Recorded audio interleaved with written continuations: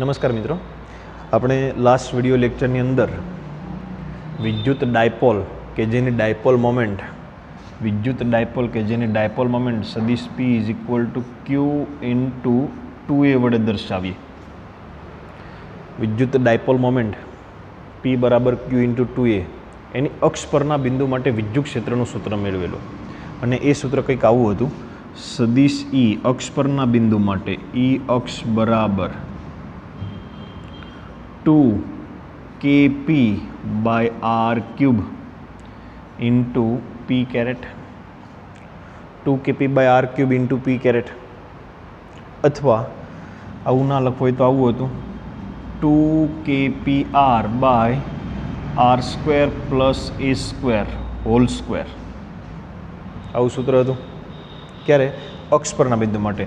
જો r greater than a હોય તો આ લખાય, નહીં તો પછી આ લખાય. રેડી? આવું આપણે ગઈકાલે મેળવેલું. આજે આપણે ડાયપોલની વિષુવ રેખા પરના બિંદુ માટે મેળવવાનું છે. ક્યાં મેળવવાનું છે? ડાયપોલની વિષુવ રેખા પરના બિંદુ માટે. વિષુવવૃત્તીય સમતલમાં હોય. વિષુવ રેખા પરના બિંદુએ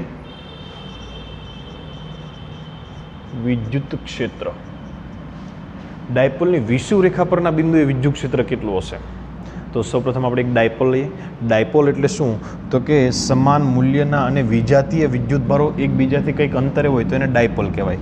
તો દાખલા તરીકે એક મારી પાસે -q વિદ્યુતભાર છે, એક મારી પાસે +q વિદ્યુતભાર છે. આને બે વચ્ચેનું અંતર 2a છે. બે વચ્ચેનું અંતર કેટલું છે? 2a. અને આપણે વિદ્યુત ડાયપોલ કહીએ કે બે સમાન મૂલ્યના અને વિજાતીય વિદ્યુતભારો એકબીજાથી કંઈક અંતરે રહેલા હોય એ અંતરને આપણે 2a કહીએ તો એને વિદ્યુત ડાયપોલ કહીએ.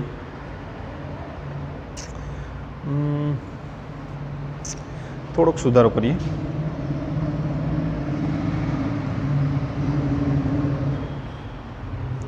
અહીંયા +q રાખીએ, પાઠ્યપુસ્તકમાં કર્યું એવું કરીએ, ને અહીંયા -q રાખીએ. ચાલો, હવે ડાયપોલની વિષુવ રેખા કોને કહેવાય? તો કે ડાયપોલના લંબ દ્વિભાજકને ડાયપોલની વિષુવ રેખા કહેવાય. ડાયપોલના લંબ દ્વિભાજકને ડાયપોલની વિષુવ રેખા કહેવાય. લંબ દ્વિભાજક એટલે ડાયપોલ, આ ડાયપોલની અક્ષ છે, આ ડાયપોલ છે, એના બે સરખા ભાગ કરે તો એને વિષુવ રેખા કહેવાય. તો એનું મધ્ય બિંદુ આ થશે, તો આને ડાયપોલની વિષુવ રેખા કહેવાય.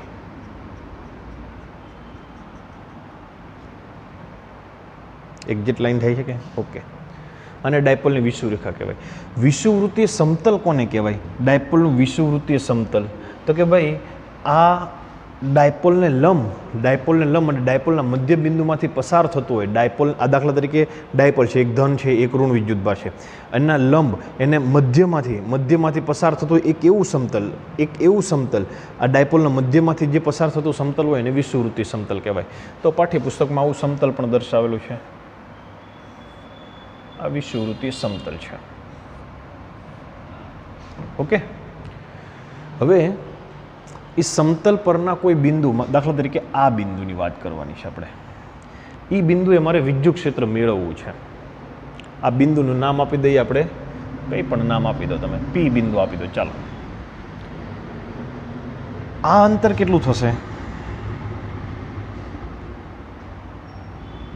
આ અંતર કેટલું થશે? a થશે. મધ્ય બિંદુ છે એટલે આ અંતર પણ કેટલું થશે? a થશે. ચાલો, આટલું ક્લિયર છે. ઓકે, આટલું અંતર પણ a થશે.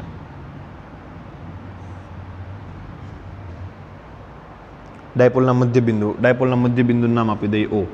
ડાયપોલના મધ્ય બિંદુથી આ P બિંદુનું અંતર દાખલા તરીકે r છે. બરાબર સમજો. ડાયપોલના મધ્ય બિંદુથી આપણે જે બિંદુએ વિદ્યુત ક્ષેત્ર મેળવવાનું છે એ બિંદુનું અંતર મધ્ય બિંદુથી r છે. હવે આ ધન વિદ્યુતભારને કારણે આ P બિંદુએ વિદ્યુત ક્ષેત્ર કઈ બાજુ થશે? ધન વિદ્યુતભારને કારણે. તો કે ધન વિદ્યુતભારને કારણે P બિંદુએ વિદ્યુત ક્ષેત્ર આ બાજુ થશે. હા કે ના? ધન વિદ્યુતભારને કારણે P બિંદુએ વિદ્યુત ક્ષેત્ર કઈ બાજુ થશે? ઉપરની બાજુ થશે. ઋણ વિદ્યુત ભારને કારણે કઈ બાજુ થશે? તો કે ઋણ વિદ્યુત ભારને કારણે વિદ્યુત ક્ષેત્ર આ બાજુ થશે, પોતાની તરફ આવે. ઋણ વિદ્યુત ભારને કારણે કઈ બાજુ આવે? પોતાની તરફ આવે, આ બાજુ થશે. આપણે બે વિદ્યુત ક્ષેત્ર દર્શાવ્યા, ધનને કારણે અને ઋણને કારણે. ધનને કારણે આ બાજુ, ઋણને કારણે આ બાજુ, નીચેની બાજુ. અહીંયા મારે લખવું હોય, ધનને કારણે લખવું હોય તો શું લખી શકાય? ધનને કારણે અહીંયા જે વિદ્યુત ક્ષેત્ર છે એને E પ્લસ, અને ઋણને કારણે જે વિદ્યુત ક્ષેત્ર છે E માઇનસ. હવે જોજો, આ બંને અંતર, આટલું અંતર, આ અંતર કેટલું થાય? તો કે આ A છે, આ R છે, આ કાટખૂણો છે, તો આટલું અંતર કેટલું થાય? R² પ્લસ A² થાય. કર્ણ બરાબર કયો ત્રિકોણ? આ ત્રિકોણ, કાટકોણ ત્રિકોણ છે. કાટકોણ ત્રિકોણમાં કર્ણ બરાબર બાકીની બે બાજુના વર્ગોનો સરવાળો. એવી જ રીતે આ બાજુનું માપ પણ કેટલું થાય? અહીંયા પણ એક કાટકોણ ત્રિકોણ બને છે, આ પણ એક કાટકોણ ત્રિકોણ બને છે, આ કાટખૂણો છે, તો આ માપ પણ કેટલું થાય? R² plus A², R² plus A² થશે. એનું વર્ગમૂળ થશે, સોરી, એનું વર્ગમૂળ થશે, એનું વર્ગમૂળ થશે. આના કર્ણના વર્ગ બરાબર R² પ્લસ A², પરંતુ કર્ણ બરાબર એનું વર્ગમૂળ એટલે 1/2 ઘાત. ચાલો આટલું ક્લિયર. હવે મને એમ કહેજો કે ધન વિદ્યુત ભારનું વિદ્યુત ક્ષેત્ર આ બાજુ, E પ્લસ ઋણ વિદ્યુત ભારનું વિદ્યુત ક્ષેત્ર આ બાજુ. મારે ડાયપોલને સમાંતર એના ઘટકો લેવા છે. હવે હું એના બે ઘટકો લઈશ, બરાબર સમજો. અહીંયા હું યામાક્ષ પદ્ધતિ મૂકી દઉં, યામાક્ષ પદ્ધતિ મૂકી દઈએ. અહીંયા ફ્રેમ ફ્રેમ ફ્રેમ કેવો કલર રાખીશું? આવો કલર રાખીએ. યામાક્ષ પદ્ધતિ મૂકી દીધી. ઓકે, સોરી,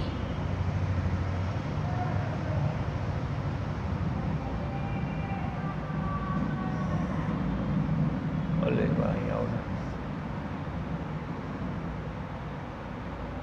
યામાક્ષ પદ્ધતિ મૂકી એટલે કે આ એક્સ અક્ષ થશે, આ એક્સ અક્ષ થશે, આ વાય અક્ષ થશે. દાખલા તરીકે આ ખૂણો થીટા છે, તો આ જે ઘટક છે એક્સ અક્ષ છે એ ડાયપોલની અક્ષને સમાંતર છે. એક્સ અક્ષ છે એ ડાયપોલની અક્ષને સમાંતર છે, તો આ ખૂણો પણ થીટા થાય. હલો, એ ખૂણો પણ થીટા થશે. જો ઈ ખૂણો થીટા થાય તો E પ્લસ એનો આ બાજુનો ઘટક કેટલો? તો કે એનો આ બાજુનો ઘટક E plus cos theta. E બાજુનો ઘટક E પ્લસ કોસ થીટા, તો એનો આ બાજુનો ઘટક કેટલો? તો કે E પ્લસ સાઇન થીટા. આપણે કોની વાત કરી? આ પ્લસ ઘટકની વાત કરીએ. હવે માઇનસ ઘટકની વાત કરીએ. માઇનસ E માઇનસ આ બાજુ છે, એના બે ઘટક થશે. બરાબર સમજો. જો આ ખૂણો થીટા હશે તો આ ખૂણો પણ થીટા જશે. તો આ E માઇનસ છે, E માઇનસનો આ બાજુનો ઘટક કેટલો થાય? E માઇનસ કોસ થીટા, અને એનો આ બાજુનો ઘટક કેટલો થાય? E minus sine theta. Hello, બરાબર સમજાય છે કે? હવે અહીંયા જોજો, E પ્લસ સાઇન થીટા ઉપરની બાજુ, E માઇનસ સાઇન થીટા નીચેની બાજુ. અહીંયા E પ્લસ કોસ થીટા અને E માઇનસ કોસ થીટા બંને એક જ બાજુ છે. હવે આપણે E પ્લસનું મૂલ્ય કેટલું થશે ને E માઇનસનું મૂલ્ય કેટલું થશે એ જોઈ લઈએ. તો કે E પ્લસ ધન વિદ્યુત ભારને કારણે વિદ્યુત ક્ષેત્ર કેટલું થાય? તો કે વિદ્યુત ક્ષેત્રનું સૂત્ર શું? KQ/R². એટલે E પ્લસ K ના K, Q ના Q, અને R² એટલે પ્લસ Q થી આ બિંદુનું અંતર કેટલું છે? R² plus A² whole raise to half. પરંતુ એનો સ્ક્વેર એટલે કેટલા થાય? R² plus A². KQ/R² એટલે આનો વર્ગ. ચાલો, એવી રીતે માઇનસને કારણે વિદ્યુત ક્ષેત્ર કેટલું થાય? તો કે E માઇનસ બરાબર KQ બાય અંતર કેટલું થશે? અહીંથી આ અંતર આટલું, પણ એનો વર્ગ કરવાનો એટલે કેટલું થશે? R² plus A². માત્ર બંનેની દિશા મૂલ્ય એક સમાન થશે. કેમ મૂલ્ય? તો કે વિદ્યુતભારનું મૂલ્ય સમાન છે ને આ અંતરે સમાન છે. આ વિદ્યુતભારનું જેટલું મૂલ્ય છે એટલું જ વિદ્યુતભારનું મૂલ્ય આ છે. અહીંયા જેટલું અંતર છે એટલું જ અંતર આ છે. એટલે મૂલ્ય બંનેના સમાન થશે, માત્ર દિશા અલગ અલગ થશે ધન અને ઋણને કારણે. આ ધનને કારણે આ બાજુ, ઋણને કારણે આ બાજુ. એટલે E પ્લસ અને E માઇનસના મૂલ્ય કેવા છે? સમાન. તો E પ્લસ સાઇન થીટા અને E માઇનસ સાઇન થીટા કેવું થશે? અહીંયા આપણને ખબર પડે છે કે માનાંકમાં E પ્લસ બરાબર માનાંકમાં E માઇનસ, એટલે ધન વિદ્યુતભારનું વિદ્યુત ક્ષેત્ર અને ઋણ વિદ્યુતભાર ક્ષેત્રના મૂલ્ય સમાન છે. જો આવું હોય તો E પ્લસ સાઇન થીટા બરાબર E માઇનસ સાઇન થીટા થાય, બંને બાજુ સાઇન થીટા વડે ગુણતા.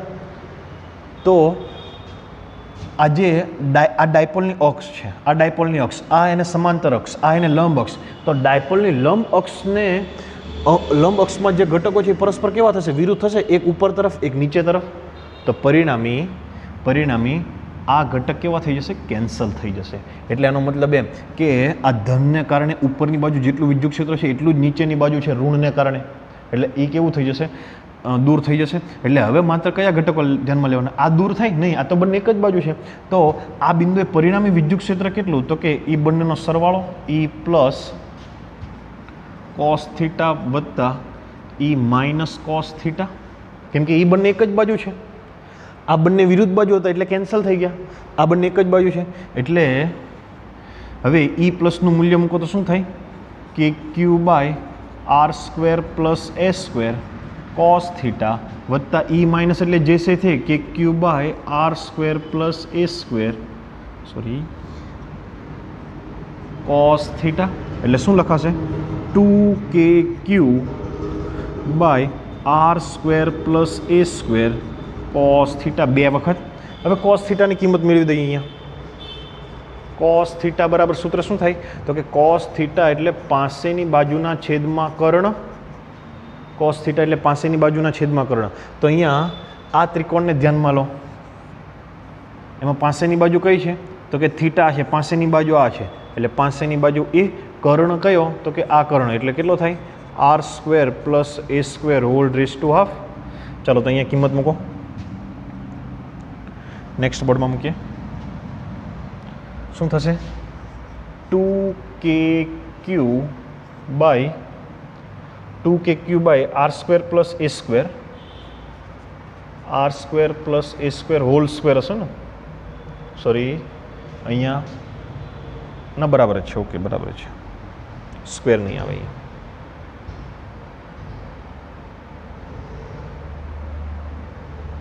એટલે ભાઈ અહીંયા સ્ક્વેર નહીં આવે, સોરી. ઇન્ટુ કોસ થીટા છે, તો કોસ થીટાની જગ્યાએ શું લખવાનું છે આપણે? A upon r square plus a square whole raised to half. A upon r square plus a square whole raised to half. ચાલો તો આનું સાદું રૂપ આપો તો 2KQA upon અહીંયા એક ઘાત છે, અહીંયા અડધી ઘાત છે, એટલે કેટલી થાય? કેટલી ઘાત થશે? દોઢ ઘાત થશે, 3/2. 1 વત્તા 1/2 એટલે 3/2. હવે જોજો અહીંયા કે ને હું આગળ લખી દઉં છું, અથવા તો કે ને પાછળ 2Q into QA into K. ખાલી ગુણાકાર માટે ક્રમનો નિયમ, બીજું કંઈ નથી કર્યું. R square plus A square whole raise to 3/2. હજુ આપણે આગળથી એક મિસ્ટેક કરીએ છીએ, હમણાં સુધારવી પડશે. 2QA શું થશે? 2Q into A P. એટલે E બરાબર શું થશે? KP by R square plus A square whole raise to 3/2. ચાલો જોજો. હવે જો મારે અહીંયા સદિશ સ્વરૂપે લખવું હોય તો અહીંયા કયો કેરેટ આવશે? જોજો અહીંયા બરાબર કહેજો. સદિશ સ્વરૂપે લખવું હોય તો કયો કેરેટ આવશે? તો કે અહીંયા વિદ્યુત ક્ષેત્ર પરિણામી કઈ બાજુ થશે? તો કે ભાઈ પરિણામ વિદ્યુત ક્ષેત્ર આપણને આ બાજુ મળ્યું, કેમ કે ત્યાં આપણને બે ઘટક મળ્યા, E પ્લસ કોસ થીટા અને E માઇનસ કોસ થીટા. સદિશ સ્વરૂપે લખવું તો આ બાજુ. આ બાજુ કઈ કહેવાય? તો કે ડાયપોલ મોમેન્ટની દિશા કઈ હોય? તો કે વિદ્યુત ડાયપોલ મોમેન્ટ સદિશ P છે એની દિશા ઋણથી ધન તરફની હોય. વિદ્યુત ડાયપોલ મોમેન્ટની દિશા કઈ હોય? ઋણથી ધન તરફની. તો ડાયપોલ મોમેન્ટની દિશા આ છે P કેરેટ. ડાયપોલ મોમેન્ટની દિશા આ બાજુ છે. તો આ ડાયપોલ મોમેન્ટની દિશામાં છે કે એની વિરુદ્ધ દિશામાં? વિરુદ્ધ દિશામાં. તો અહીંયા શું આવશે? Minus P caret. માઇનસને અહીંયા લખી દઉં, પી કેરેટ માઇનસને આગળ લખી દઉં પી કેરેટ, અહીંયા માઇનસ પી કેરેટ માઇનસ પી કેરેટ માઇનસ પી કેરેટ માઇનસ પી કેરેટ. અક્ષ માટે શું હતું? આ કોના માટે છે? વિષુવ રેખા માટે છે. કોના માટે છે? વિષુવ રેખા માટે છે. ચાલો, કે એટલે 1/4 પાઈ epsilon 0 1/4 pi epsilon 0 P upon R square plus A square whole raise to 3/2 P caret, પણ કેવા? ઋણ. આ કોના માટે છે? વિષુવ રેખા માટે છે. હવે જો આ આર છે એ ખૂબ મોટું હોય, આર છે ખૂબ જ મોટું હોય તો શું કરવું? તો કે જો ભાઈ આર ગ્રેટર દેન એ હોય તો આ છેદનો એ છે ને અવગણતા તો શું લખાશે? ઈ બરાબર. જોજો અહીંયા 1/4 પાઈ એપ્સિલોન 0 ની જગ્યાએ હું કે લખું માઇનસના માઇનસ કે પી બાય આને અવગણવાનું છે તો આર સ્ક્વેરની 3/2 2 કેન્સલ એટલે આરનો ઘન. વિષુવ રેખા માટે આવું થશે. અક્ષ માટે શું હતું? 2kp by R cube. અક્ષ માટે 2kp બાય આર ક્યુબ હતા.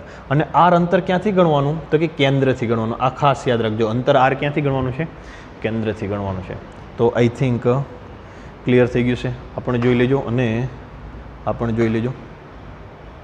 તો આ થઈ વિદ્યુત ડાયપોલ. વિદ્યુત ડાયપોલના આપણે બે સૂત્ર, બંને મોસ્ટ આઈએમપીમાં આ સૌથી વધારે આઈએમપી. હજી એક વખત આનું તમને આકૃતિ કરાવી દો એટલે ખ્યાલ આવે. જોજો, બરાબર જોજો ફરીથી. એક માઇનસ ક્યુ વિદ્યુત ભાર છે, એક પ્લસ ક્યુ વિદ્યુત ભાર છે, એક પ્લસ ક્યુ વિદ્યુત ભાર છે. બે વચ્ચેનું કંઈક અંતર છે. એ અંતરને આપણે શું કહીએ? આ અંતરને આપણે શું કહીએ? 2a અંતર કહીએ. આ ડાયપોલનું મધ્ય બિંદુ છે O. મધ્ય બિંદુ હોય તો આ અંતર પણ એ થાય અને આ અંતર પણ એ થાય. ડાયપોલની વિષુવ રેખા. વિષુવ રેખા કોને કહેવામાં આવે? તો કે ડાયપોલની વિષુવ રેખા એટલે એના મધ્યમાંથી બે ભાગ કરતી હોય એવી રેખા. તો આને ડાયપોલની વિષુવ રેખા કહેવામાં આવે કે જો મધ્યમાંથી બે ભાગ કરે. ઓકે, હવે આ વિષુવ રેખા પરનું આપણે ત્રાસી થઈ.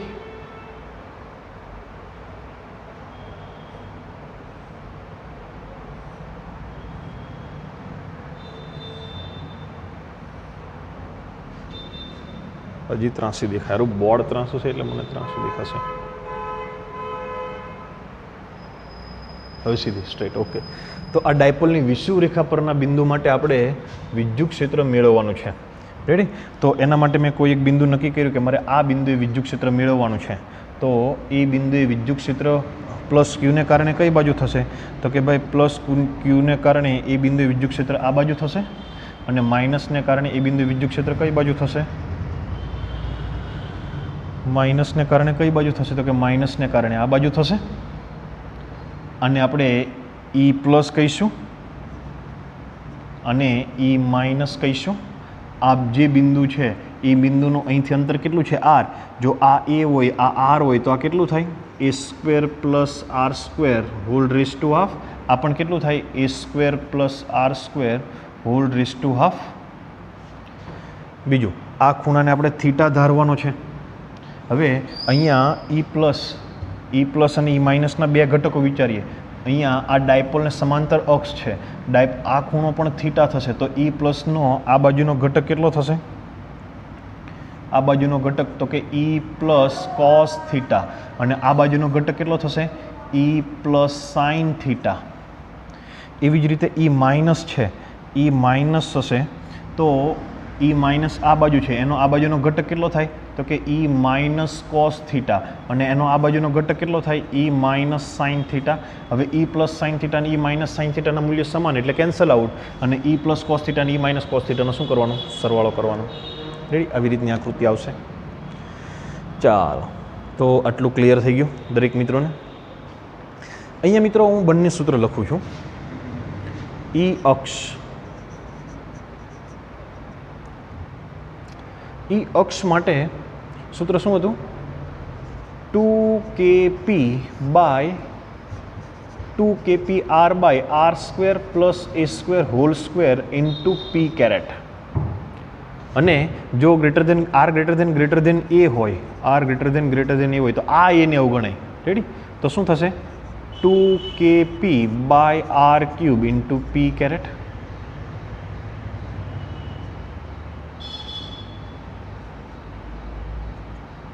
ઈ અક્ષ માટે. ઈ વિષુવ રેખા માટેનું સૂત્ર શું છે? ઈ વિષુવ રેખા માટેનું તો કે ભાઈ -kp/r³. હું ઉપરનું સૂત્ર નથી લખતું, p કેરેટ ઉપરનું સૂત્ર નથી લખતો. અને આપણું સાદું વિદ્યુત ક્ષેત્રનું સૂત્ર શું છે? E બરાબર kq/r². તો જો અહીંયા વિદ્યુત ક્ષેત્ર, સાદું વિદ્યુત ક્ષેત્ર એ માત્ર અંતરના વર્ગ પર આધાર રાખે, જ્યારે આ અંતરના ઘન પર આધાર રાખે. સાદું જ્યારે બિંદુવત વિદ્યુતભારનું વિદ્યુત ક્ષેત્ર હોય, બિંદુવત વિદ્યુતભારનું વિદ્યુત ક્ષેત્ર હોય ત્યારે એ વિદ્યુત ક્ષેત્ર અંતરના વર્ગના વ્યસ્ત પ્રમાણમાં હોય છે. જ્યારે ડાયપોલનું વિદ્યુત ક્ષેત્ર હોય, જ્યારે ડાયપોલની અક્ષ પર હોય કે ડાયપોલની વિષુવ રેખા પર હોય તો એ અંતરના ઘનના વ્યસ્ત પ્રમાણમાં હોય છે. ડાયપોલ માટે 1/r³. જ્યારે બિંદુવત વિદ્યુતભાર હોય ત્યારે એ વ્યસ્ત પ્રમાણ r². રેડી? બીજું કે આ માત્ર અંતર પર આધારિત નથી, અંતર પર આધારિત નથી. ડાયપોલ મોમેન્ટ અને જે બિંદુએ તમારે ખૂણો, જે બિંદુએ વિદ્યુત ક્ષેત્ર મેળવવાનું છે એ બિંદુના ખૂણા પર પણ આધારિત છે. જુઓ અહીંયા ડાયપોલ મોમેન્ટ આ બાજુ છે અને આ થીટા પર પણ આધારિત છે. જુઓ અહીંયા તમે ઉપરનું બિંદુ મેળવશો તો થીટા બદલશે. ભલે એના સૂત્રમાં થીટા નથી આવતું. સૂત્રમાં કેમ થીટા નથી આવતું? સૂત્રમાં કેમ થીટા નથી? કેમ કે સૂત્રમાં આપણે થીટાની કિંમત મૂકી દીધી છે. આઈડિયા તમે એ ખૂણો બદલશો એટલે આ વેલ્યુ બદલાશે. એટલે કહેવાનો મતલબ એમ કે ડાયપોલનું જે વિદ્યુત ક્ષેત્ર છે એ માત્ર અંતર પર કે વિદ્યુતભાર પર આધારિત નથી, પરંતુ તમે કયા બિંદુએ મેળવો છો, અહીંયા મેળવો છો, અહીંયા મેળવો છો કે અહીંયા મેળવો છો, તો આ જે ખૂણો બને, આ જે ખૂણો બદલાય એમ પણ વિદ્યુત ક્ષેત્ર બદલાશે. એટલે P અને જે બિંદુએ વિદ્યુત ક્ષેત્ર મેળવવાનું છે એ બિંદુ માટેના ખૂણા પર પણ આધારિત છે. યાદ રાખજો આ બે વાત. ઓકે, ચાલો. તો આ ક્લિયર થઈ ગયું. ડાયપોલનું વિદ્યુત ક્ષેત્ર અને બિંદુવતનું વિદ્યુત ક્ષેત્રમાં કેટલો ડિફરન્સ છે. બીજું, ડાયપોલનું બિંદુવત વિદ્યુતભારનું વિદ્યુત ક્ષેત્ર તમારે દર્શાવવું, એની ક્ષેત્ર રેખાઓ દર્શાવી તો તમારે આવી રીતે દર્શાવાય. એ આવી રીતના હોય, ત્રિજ્યાવર્તી દિશામાં હોય. જ્યારે ડાયપોલની વિદ્યુત ક્ષેત્ર રેખાઓ એવી નથી હોતી. ડાયપોલની કેવી હોય તો કે ધનને કારણે આ બાજુ, આ બાજુ, આ બાજુ અહીંયા આવી રીતે હશે, અહીંયા આવી રીતે હશે. ઋણને કારણે સોરી સમથિંગ વેન્ટ રોંગ. ધનમાંથી ઋણમાં જશે, આવી રીતે થશે. આની વિદ્યુત ક્ષેત્ર રેખાઓ આવી હશે, આપણે જોઈ ગયા વિદ્યુત ક્ષેત્રમાં. એ સુરેખ નહીં હોય. આમાં કેવી હશે વિદ્યુત ક્ષેત્ર રેખાઓ? સુરેખ હશે. સિંગલ હશે તો સુરેખ હશે, પણ ધન અને ઋણ હશે તો કેવી હશે? સુરેખ નહીં હોય. ધનમાંથી બહાર નીકળે અને ઋણમાં અંદર તરફ હોય. આ અનંત તરફ હોય છે, આ અનંત હોતી નથી. આ બેઝિક ડિફરન્સ છે બિંદુવત વિદ્યુતભાર અને ડાયપોલ માટે. ચાલો નેક્સ્ટ. વિદ્યુત ડાયપોલ એટલે શું? તો કે ભાઈ ફરી વખત કહું છું, +q અને -q સમાન મૂલ્યના અને વિજાતીય વિદ્યુતભારો એકબીજાથી કંઈક અંતરે હોય તો એને ડાયપોલ કહેવાય. હવે ઘણા પદાર્થો એવા છે કે એમાં ધન અને ઋણ વિદ્યુતભાર એક જ જગ્યાએ છે, બે વચ્ચે કંઈક અલગ ડિફરન્સ નથી. દાખલા તરીકે એક પદાર્થ છે મિથેન, CH4. તો આમાં કાર્બન અને હાઇડ્રોજન એ બંનેના કેન્દ્ર એક જ જગ્યાએ છે. એટલે 2a કેટલું છે એનું? 0. 2a 0 છે. 2a કંઈ છે જ નહીં, 0 છે 2a. તો એને ડાયપોલ મોમેન્ટનું સૂત્ર શું થાય? P બરાબર Q ઇન્ટુ 2a. જો 2a 0 હશે તો P બરાબર કેટલું થશે? 0. એટલે કાયમી ડાયપોલ મોમેન્ટ નથી. કાયમી ડાયપોલ મોમેન્ટ નથી. કાયમી ડાયપોલ મોમેન્ટ નથી એની પાસે. પરંતુ અમુક પદાર્થો એવા છે, આવો બીજો એક CH4 છે ને બીજો કયો પદાર્થ છે? હાઇડ્રોજન છે, ઓક્સિજન છે, હાઇડ્રોજન છે, ઓક્સિજન છે. આ બધા એને કાયમી ડાયપોલ નથી. બીજો એક કાર્બન ડાયોક્સાઇડ પણ છે, કાર્બન ડાયોક્સાઇડ.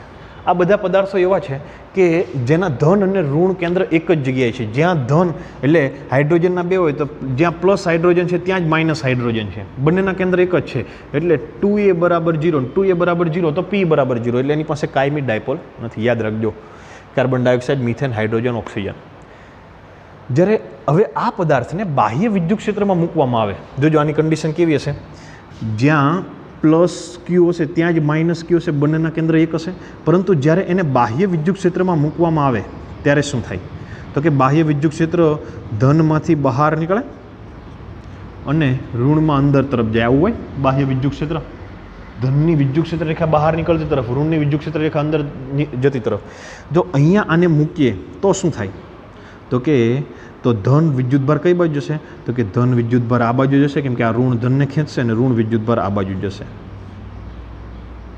જે પેલા પ્લસ ક્યુ અને માઇનસ ક્યુ એક જ જગ્યાએ હતા એને હવે જો તમે વિદ્યુત ક્ષેત્રમાં મૂકશો તો ધન અને ઋણ વિદ્યુતભારના કેન્દ્ર કેવા થશે? છૂટા પડશે. અને ધ્રુવીભવન કર્યું કહેવાય. શું કર્યું કહેવાય? ધ્રુવીભવન. પહેલાં બધું એક જ જગ્યાએ હતું. પહેલાં ધન અને ઋણના કેન્દ્ર સરખા જ હતા, પરંતુ તમે એને બાહ્ય વિદ્યુત ક્ષેત્રમાં મૂકો તો એક બાજુ ધન વિદ્યુતભાર જશે, એક બાજુ ઋણ. તો આને શું કર્યું કહેવાય? ધ્રુવીભવન. એના ધ્રુવ અલગ અલગ કર્યા, તો આ ઘટનાને ધ્રુવીભવન કહેવાય. એની પાસે પહેલાં ડાયપોલ મોમેન્ટ નહોતી, કેમ કે બંનેના વિદ્યુતભાર એક જ જગ્યાએ હતા. બીજા અમુક પદાર્થો એવા છે જેમ કે HCl, H2O. એમાં પહેલેથી જ દાખલા તરીકે H પ્લસ અહીંયા હોય તો Cl માઇનસ અહીંયા હોય. પહેલેથી જ બે વચ્ચે કંઈક અંતર હોય, એટલે કે ધન અને ઋણ વિદ્યુતભાર એક કેન્દ્ર પર ન હોય, જુદા જુદા અંતર હશે, બે વચ્ચે કંઈક અંતર હશે. તો એને આનું 2a છે, હા 2a છે, ધન વિદ્યુતભાર છે, તો એને કાયમી ડાયપોલ મોમેન્ટ હોય. કાયમી ડાયપોલ મોમેન્ટ હોય, પહેલેથી જ હોય. આની પાસે પહેલે નથી હોતી, એને વિદ્યુત ક્ષેત્રમાં મૂકો તો થાય. આને વિદ્યુત ક્ષેત્રમાં મૂકવાની જરૂર નથી. વિદ્યુત ક્ષેત્ર ના હોય તો પણ એ ધન અને ઋણ કેવા થશે? અલગ અલગ થશે. તો જેની પાસે પહેલાં ન હોય ને વિદ્યુત ક્ષેત્રમાં મૂકો તો થાય, તો એવા અણુઓને અધ્રુવીય અણુ કહેવાય. કેવા કહેવાય? અધ્રુવીય અણુ કહેવાય. એને વિદ્યુત ક્ષેત્રમાં મૂકો તો એ ધ્રુવીય થાય, પણ એને કહેવાય કેવા? મૂળ અધ્રુવીય. અને આ જે છે હાઇડ્રોક્લોરિક એસિડ અને H2O, એની પાસે પહેલેથી જ એના ધન અને ઋણના કેન્દ્ર પહેલેથી જ છૂટા છૂટા હોય, તો એને ધ્રુવીય અણુ કહેવાય. કેવા કહેવાય? ધ્રુવીય અણુ કહેવાય. યાદ રાખજો, અધ્રુવીય એટલે શું અને ધ્રુવીય એટલે શું. ઓકે, તો હવે નેક્સ્ટ થિયરી જોઈએ. નેક્સ્ટ થિયરી મિત્રો આવી છે ડાયપોલ પર લાગતું ટોર્ક.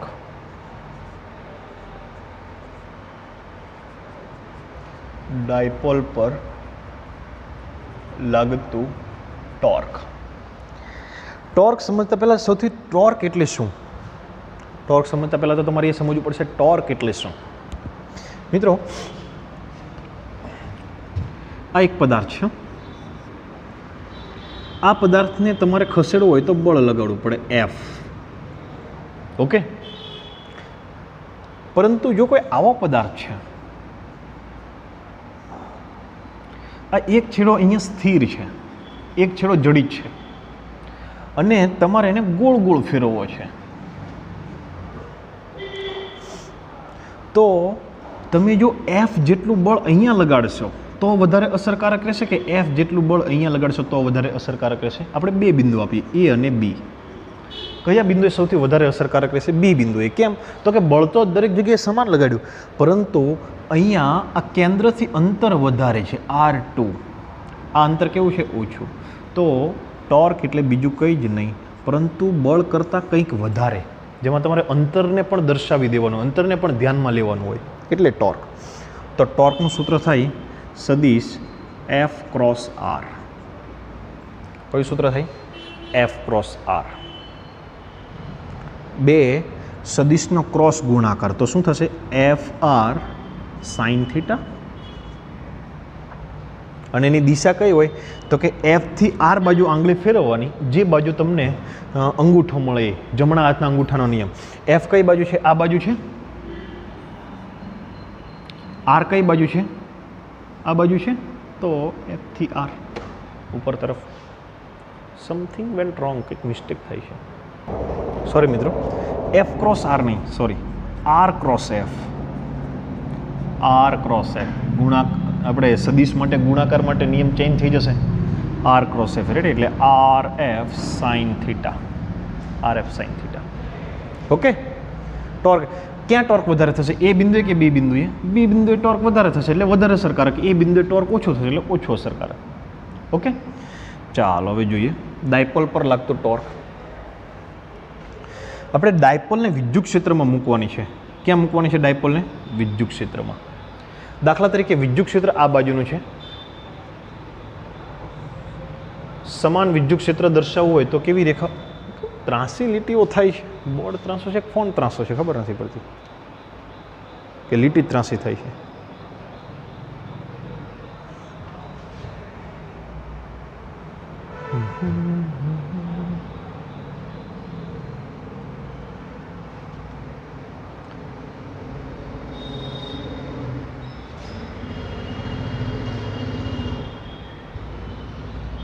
આમાં બરાબર છે.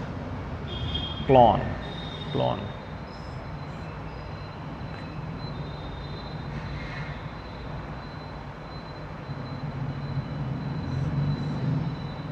આ બરાબર છે 90 ડિગ્રી.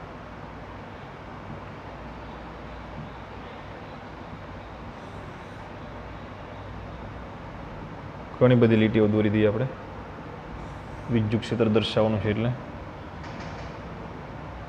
ક્લોન કેમ નથી થતું? Frame to frame, front to front, clone ખબર નહીં.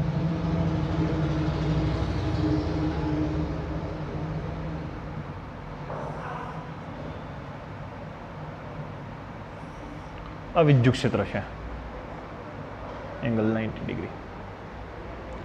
સમાન વિદ્યુત ક્ષેત્ર છે. કેવું છે? સમાન.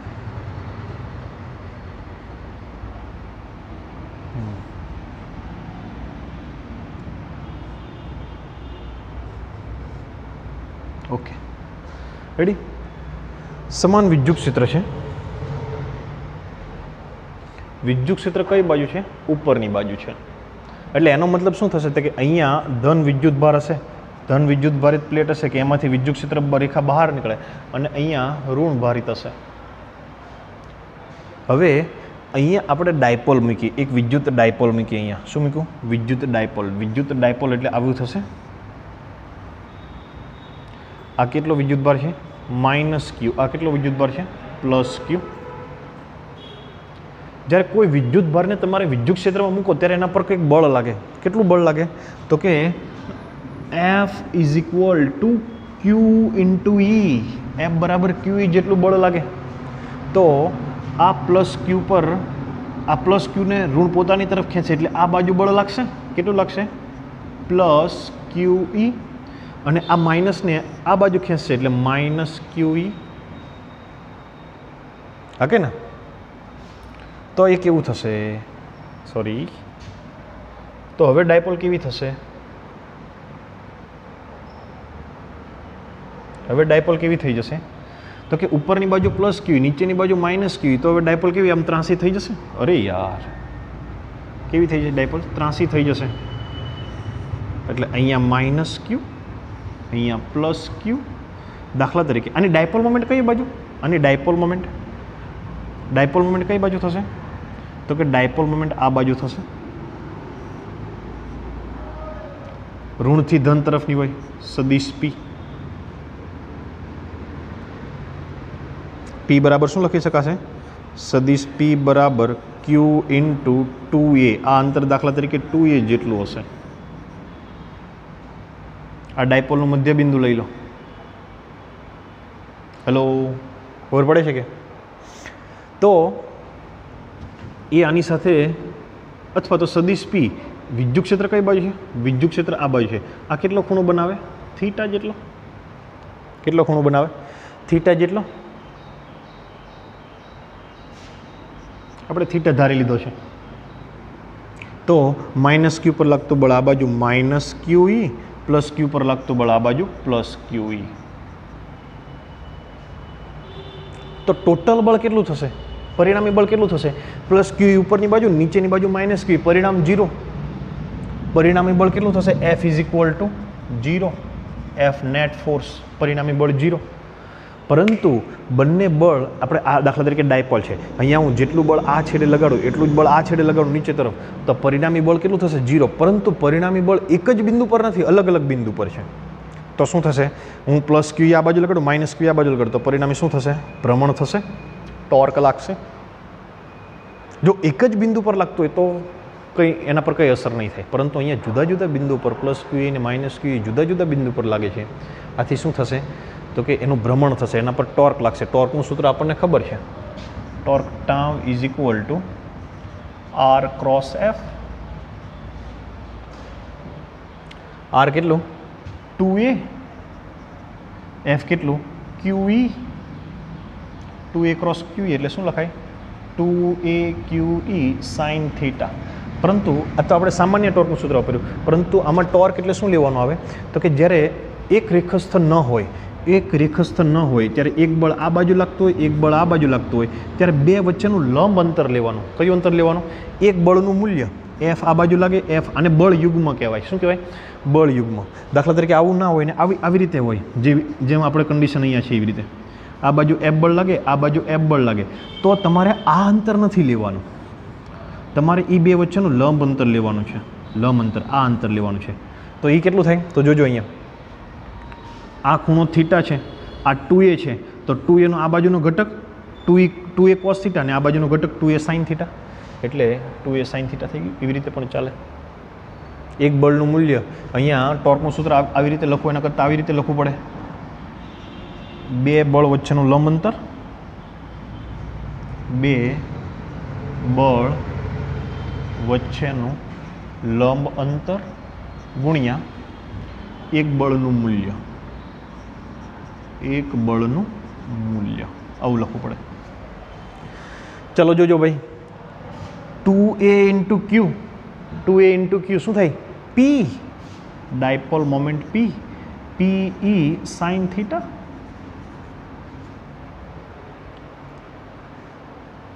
હવે જુઓ અહીંયા RF sin થીટા હોય તો R ક્રોસ F લખાય, તો અહીંયા PE sin થીટા છે તો શું લખાય? સદિશ P ક્રોસ સદિશ E. ટોર્ક ટાઉ બરાબર સાબિત થઈ ગયું. ડાયપોલ પર લાગતું ટોર્ક કેટલું? તો કે સદિશ P ક્રોસ E સદિશ E. સદિશ P એટલે શું? Dipole moment. એ ક્યાંથી લેવા? 2AQ. 2AQ એટલે ડાયપોલ ખબર છે, તો એ કોના પર આધાર રાખે? થીટા પર આધાર રાખે. થીટા કેટલો છે એના પર આધાર રાખશે. ચલો સમજ પડી ગઈ. ડાયપોલ પર લાગતું ટોર્ક. આને કારણે ડાયપોલ કેવી ગોઠવવાનો પ્રયત્ન કરશે? તો કે આને કારણે ડાયપોલ આમ સીધી થવાનો પ્રયત્ન કરશે. આમ હતું તો આ કેવું વિદ્યુત ક્ષેત્ર છે? તો કે સમાંતર છે ને સમાન અંતરે છે, તો સમાન વિદ્યુત ક્ષેત્ર છે. કેવું વિદ્યુત ક્ષેત્ર છે? સમાન વિદ્યુત ક્ષેત્ર છે. સમાન વિદ્યુત ક્ષેત્રમાં ડાયપોલ પર લાગતું પરિણામી બળ હંમેશા શૂન્ય હશે. યાદ રાખજો, સમાન વિદ્યુત ક્ષેત્રમાં ડાયપોલ પર લાગતું પરિણામી બળ હંમેશા શૂન્ય થશે. એના પર ટોર્ક લાગશે, અને ટોર્કને કારણે આ ડાયપોલ છે એ ક્ષેત્રને સમાંતર ગોઠવવાનો પ્રયત્ન કરશે. ડાયપોલ છે એ ક્ષેત્રને કેવી ગોઠવાય? સમાંતર ગોઠવવાનો પ્રયત્ન કરશે. સમાંતર ગોઠવાઈ જાય પછી ટોર્ક નહીં લાગે. ઓકે, કેમ કે પછી બે બળ વચ્ચેનું લંબ અંતર નહીં હોય. દાખલા તરીકે ડાયપોલ આવી રીતે ગોઠવાઈ ગઈ, આ પ્લસ ક્યુ, આ માઇનસ ક્યુ, આવી રીતે ગોઠવાઈ ગઈ, તો બે બળ વચ્ચેનું લંબ અંતર કેટલું? 0. કેમ કે પ્લસ ક્યુ આ બાજુ લાગે, માઇનસ ક્યુ આ બાજુ લાગે. આપણે તો લંબ અંતર લેવાનું છે. આ લંબ અંતર નથી, લંબ અંતર આ થાય. અહીંયા લંબ અંતર 0, તો ડાયપોલ પર કોઈ ટોર્ક નહીં લાગે. ચલો આટલું ક્લિયર ડાયપોલ પર લાગતા ટોર્કનું સૂત્ર. નેક્સ્ટ જોઈએ આપણે આ સમાન વિદ્યુત ક્ષેત્ર જોયું. જો અસમાન વિદ્યુત ક્ષેત્ર હશે તો શું થાય? તો બરાબર ખાસ જોજો. અસમાન, દાખલા તરીકે આ બાજુ જાઓ તો વિદ્યુત ક્ષેત્ર વધે છે. વિદ્યુત ક્ષેત્ર વધે છે. મારે કેવું હોય તો આમ કહી શકાય કે આ ધન વિદ્યુત ભાર છે. ધન વિદ્યુત ભારની વિદ્યુત ક્ષેત્ર રેખા હું દોરું. પાઠ્યપુસ્તકમાં નથી આપેલું, પરંતુ આપણે દોરીએ છીએ. લોન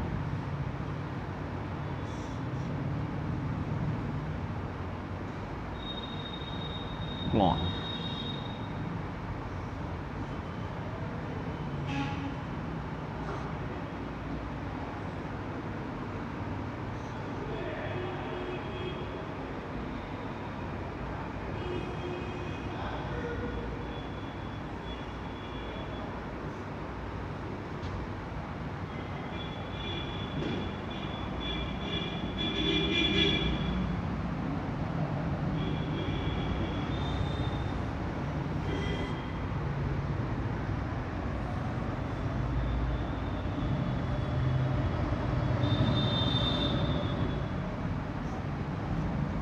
એ ભાઈ છોડ, ડિલેટ ના થયો, કોઈ વાંધો નહીં.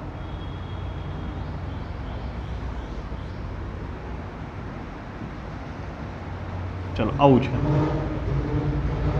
હજી એક દોરી દઈએ.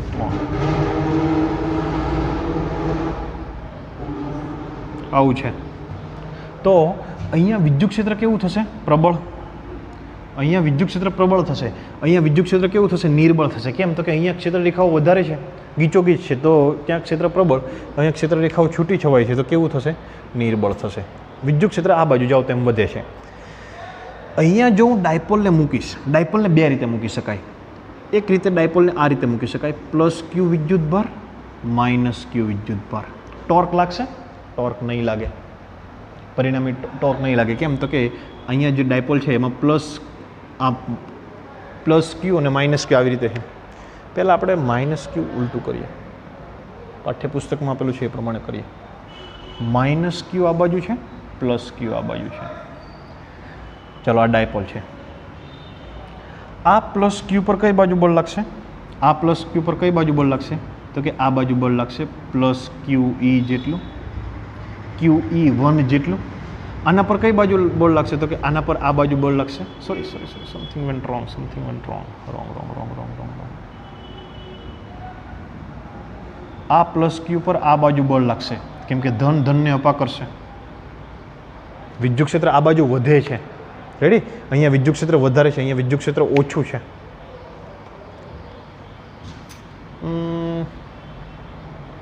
ચાલશે. આ માઇનસ ક્યુ પર કઈ બાજુ બળ લાગે? આ બાજુ. પ્લસ ક્યુ પર કેટલું બળ લાગશે? પ્લસ ક્યુ ઈ 1. માઇનસ ક્યુ પર માઇનસ ક્યુ ઈ 1. થોડુંક હજી સુધારો કરવો છે, કેમ કે પાઠ્યપુસ્તકથી અલગ પડશે. તો પાઠ્યપુસ્તકથી અલગ પડશે. આ એક એમસીક્યુ થઈ ગયો, પણ કંઈ વાંધો નહીં, આ તમને સમજાવી દો. પહેલાં આ પણ રહેવા દઈશું. ફરી અહીંયા કયું વધારે થશે? માઇનસ ક્યુ ઈ 1 કે પ્લસ ક્યુ ઈ 1? તો કે ઈ 1 સોરી અહીંયા ઈ 2 આવશે, અલગ વિદ્યુત ક્ષેત્ર થશે. ઈ 1 વધારે કે ઈ 2 વધારે? તો કે ઈ 1 ગ્રેટર દેન ઈ 2. તો આના પર વધારે બળ લાગશે, તો ડાયપોલ કઈ બાજુ જશે? નબળા ક્ષેત્ર તરફ જશે કે પ્રબળ ક્ષેત્ર તરફ? નબળા ક્ષેત્ર તરફ જશે. કેવા ક્ષેત્ર તરફ જશે? નબળા ક્ષેત્ર તરફ. એટલે આ બાજુ ડાયપોલ જશે. જો હું ડાયપોલને આવી રીતે ગોઠવીશ, પ્લસ ક્યુ માઇનસ ક્યુ, તો માઇનસ ક્યુ પર આ બાજુ બળ લાગશે, પ્લસ ક્યુ પર આ બાજુ બળ લાગશે. પણ કોનું બળ વધારે થશે? માઇનસ ક્યુ પર કે પ્લસ ક્યુ પર? માઇનસ ક્યુ પર. કેમ? તો કે પ્રબળ વિદ્યુત ક્ષેત્રમાં છે, તો ડાયપોલ કઈ બાજુ જશે? આ બાજુ જશે. એનો મતલબ એ કે જો તમારું ડાયપોલ વિદ્યુત ડાયપોલ, આની વિદ્યુત ડાયપોલ મોમેન્ટ કઈ બાજુ? પી કઈ બાજુ? આ બાજુ. જો ડાયપોલ જો પ્રતિ સમાંતર, અહીંયા સમાંતર છે કે પ્રતિ સમાંતર? પ્રતિ સમાંતર હોય. પ્રતિ સમાંતર હોય તો ક્ષેત્રથી દૂર જાય, અને જો સમાંતર હોય તો ક્ષેત્ર તરફ આવે. અહીંયા સમાંતર છે. પ્રતિ સમાંતર હોય, પ્રતિ સમાંતર એટલે 180. વિદ્યુત ક્ષેત્ર આ બાજુ, સદિશ પી આ બાજુ, તો કઈ બાજુ જશે? દૂર તરફ જશે. અને પાઠ્યપુસ્તકમાં શું આપેલું છે જોઈ લો. જો પી ઈને સમાંતર હોય તો વધતા ક્ષેત્રની દિશામાં બળ લાગે. પી ઈને સમાંતર હોય, અહીંયા પી અહીંયા કઈ બાજુ છે? આ બરાબર છે. પી કઈ બાજુ છે? પી આ બાજુ છે, ઈ આ બાજુ છે. હા, એટલે પી પણ આ બાજુ, ઈ પણ આ બાજુ, તો વધતા ક્ષેત્ર તરફ, વધતું ક્ષેત્ર આ બાજુ છે, એટલે આ બાજુ બળ લાગશે. અહીંયા પી અને ઈ પ્રતિ સમાંતર હોય તો ઘટતા ક્ષેત્ર તરફ બળ લાગશે. બરાબર જોઈ લેજો. આ જે પાઠ્યપુસ્તકની અંદર તમને જે આ વસ્તુ આપેલી છે એ ખાસ અગત્યની છે. બરાબર જોઈ લેજો. આકૃતિવાળું છે એમાં આપણા કરતાં થોડુંક ઉલટું કરેલું છે. એમણે શું વિચારેલું છે? એમણે આકૃતિ નથી દોરી, પરંતુ એમણે આવું વિચારેલું છે, આમ વિચારેલું છે.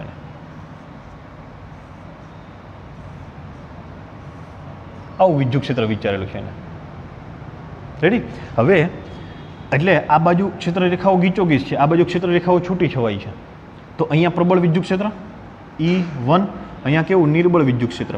હવે જો હું ડાયપોલને આવી રીતે ગોઠવું, પ્લસ ક્યુ અહીંયા રાખું, માઇનસ ક્યુ અહીંયા રાખું, તો એની ડાયપોલ મોમેન્ટ કઈ બાજુ થશે? આ બાજુ થશે.